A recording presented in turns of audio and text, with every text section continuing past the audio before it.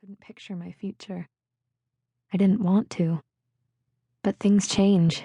People evolve, move on, grow as new people enter their lives. I saw the picture you drew for the art project, I say, brushing some of the hair out of his eyes. It was hanging up on Mr. Fellman's wall. He frowns, which he always does whenever we're talking about his art. Yeah, it didn't turn out how I planned. It seemed like you were sad when you were drawing it, I tell him, lowering my hand to my hip. But all your drawings do. Any happiness in his expression withers as he rolls onto his back and pinpoints his attention to the star-cut sky. He's silent for a while, and I turn onto my back, letting him be, knowing that he's stuck in his own head. Landon is one of the saddest people I've met, and it's part of what drew me to him. I was 13, and he'd just moved in across the street from me. He was sitting against the tree in his front yard, scribbling in a sketchbook, when I first saw him and decided to go over and introduce myself. It was right after my dad had died, and I'd pretty much kept my distance from people. But with Landon, I don't know. There was just something about him. I'd crossed the street, very curious about what he was drawing.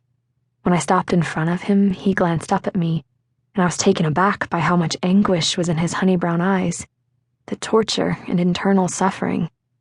I'd never seen so much of it in anyone my age before, and even though I didn't know what was causing it, I guessed we were going to be friends.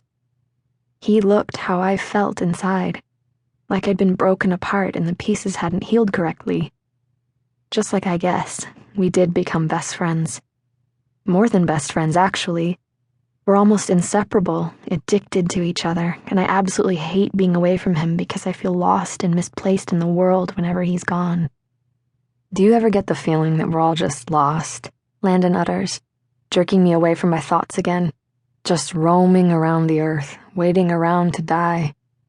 I bite on my lip, considering what he said as I find Cassiopeia in the sky. Is that what you really think? I'm not sure, he answers, and I turn my head, analyzing his perfect profile.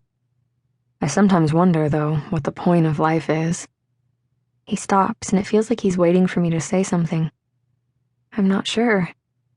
I rack my brain for something else to add, but I can't think of a single coherent, reasonable response to his dark thoughts on the meaning of life, so I add, I love you. I love you too, Nova, he promises without looking at me. Then he reaches across the grass and grabs my hand, twining his fingers through mine. And I mean that, Nova, no matter what. I love you. We get lost in the stillness of the night while we watch the stars glimmer and fade. It's peaceful but unsettling at the same time because I can't turn my thoughts off. I worry about him when he gets depressed like this. It's like he goes into his own little world that's carved of gloomy thoughts and a blackened future, and I can't reach him no matter how hard I try. We lie quietly, watching the stars and holding on to each other.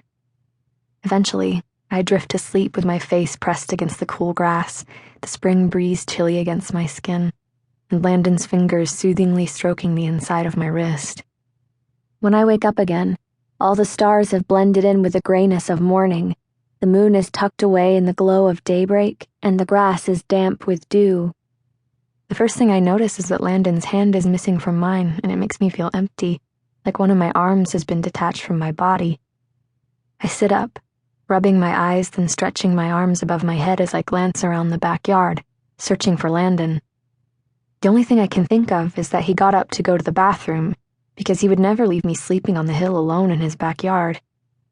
I pushed to my feet and brushed the grass off the back of my legs before hiking up the hill toward his 2-story house at the top of the backyard. It seems like a really long walk, because I'm tired.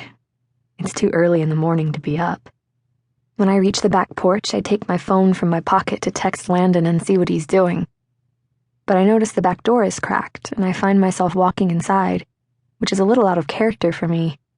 It's not like I'm used to walking into his house without being let in. I always knock, even when he texts me and tells me to come straight down to his room. But this time, something begs my feet to step over the threshold. It's cold inside the kitchen, and I wonder how long the back door has been open. Shivering, I wrap my arms around myself and cross the entryway into the kitchen. Landon's parents are asleep upstairs, so I make sure to walk quietly.